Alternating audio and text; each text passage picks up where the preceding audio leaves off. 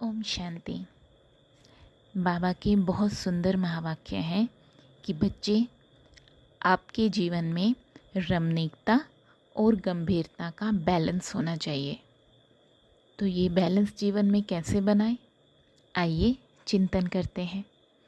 एक मुरली में बाबा ने कहा था कि मान लीजिए आपने कोई बात मजाक से कही, सबको हंसाने के लिए कही, लेकिन उस मजाक से किसी आत्मा के मन की स्थिति हिल गई, उसको दुख हुआ, वो रोने लगा। तो ये मजाक हंसाने वाला हुआ या दुख देने वाला? आप ही बताइए। ये मजाक हमारा हिसाब किताब बनाएगा या किसी आत्मा को खुशी पहुंचाएगा? तो ये रमणीकता का अर्थ कई बार हम ब्राह्मण आत्माएं भी गलत रूप में समझ लेते हैं। बाबा हमें सूखा सन्यासी बनने के लिए नहीं कहते।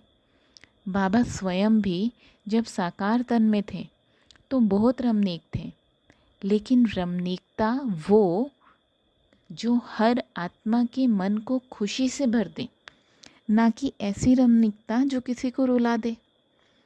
ऐसी रमणीकता जिसमें 4 लोग तो खूब हंसें और 5वां व्यक्ति रोने लगे, या 4 लोग मिलके एक 5वें व्यक्ति का मजाक बनाएं, तो क्या इसे रमणीकता कहा जाएगा? कभी कभी हम बच्चे क्या करते हैं, बाबा के महावाक्यों में फेर बदल करके अपनी गलती को छुपाना चाहते हैं, लेकिन धर्मराज से कभी भी हमारी कोई गलती छिप नहीं सकती।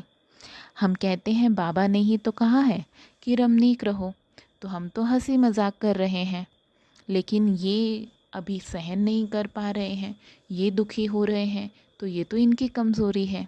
नहीं, आपने ऐसी कोई बात कही जिसने सामने वाले की मन की स्थिति को हिलाया, तो इसमें आपका भी सूक्ष्म में पाप कर्म बनेगा।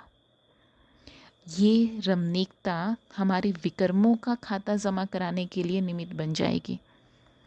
उसी ओर कई दूसरी तरह की आत्माएं होती हैं। वो आत्माएं कौन सी होती हैं? जो सदा गंभीर रहती हैं।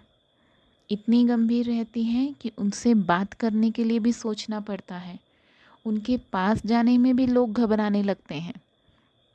और गंभीरता कभी कभी तो क्या करती है, ऐसी आत्माओं में क्रोध का रूप ले लेती है। ऐसी आत्माएं जब किसी को हंसता या मजाक करता हुआ देखती हैं तो उनको क्रोध आने लगता है।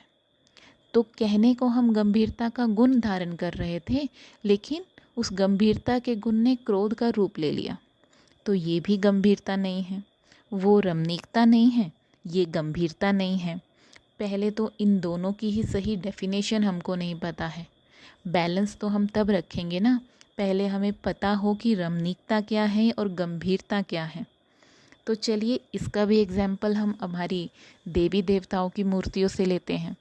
देवताओं की मूर्तियों को देखा है ना हमने, कैसा चेहरा होता है उनका, मुस्कुराता हुआ, एक मधुर मुस्कान।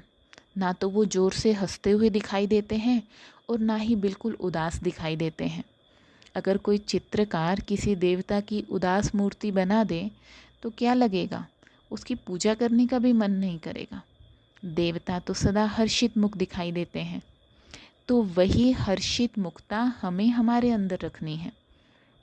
हम गंभीर भी हों और साथ साथ रमणीक भी हों। गंभीरता वो ना हो जो कोई व्यक्ति हमारे पास आने में डरे, जो कोई हमारे साथ बात करने में डरे, और रमणीकता ऐसी ना हो कि जो हमसे कोई भी आकर कैसी भी बात कर जाए, जो हमें कोई भी आकर कुछ भी बोल जाए, या हम किसी को भी कुछ भी बोल दें। हमने साकार में बाबा को भी देखा, बाबा के अनुभव सुने हैं हमारी दादियों के द्वारा। साकार बाबा के जितने भी चरित्र हमने सुने या पढ़े हैं, क्या सुना है? बाबा कितना रमणीक था। बाबा कैसे गुडलियों पे चलता था और ये नशे में रहता था कि मैं विष्णु बनूंगा। कितनी तरह की हंसी ठिठोली बाबा भी करता था। लेकिन कभी भी अगर मेरे किसी मजाक से दूसरी आत्मा दुखी हो रही है, ये रमणीकता नहीं है। रमणीकता करें, ज्ञान युक्त रमणीकता करें। ऐसी रमणीकता करें जिसमें रमणीकता में ही हम दूसरे को ज्ञान की बात समझा सकें, बाबा की याद दिला सकें, और गंभीरता भी रखें। लेकिन ऐसी गंभीरता रखें कि अभी अभी गंभीर और अभी अभी सबके प्यारे। जिसे बाबा दूसरे शब्दों में न्यारा और प्यारा कहता है। तो इन दोनों बातों का भी बैलेंस हमारी प्रैक्टिकल ब्राह्मण जीवन में बहुत ज़रूरी है।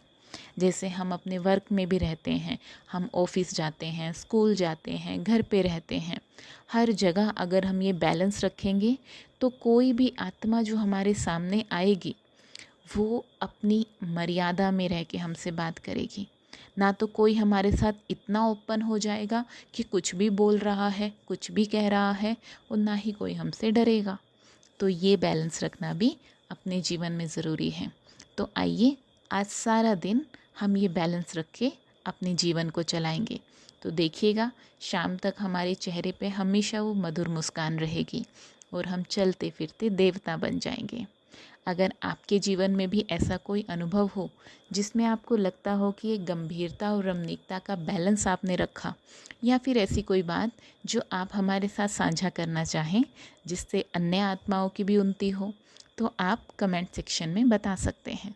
और कोई क्वेश्चन हो तो वो भी बताइएगा, हम उनका आंसर देने की कोशिश करेंगे। ओम शांति।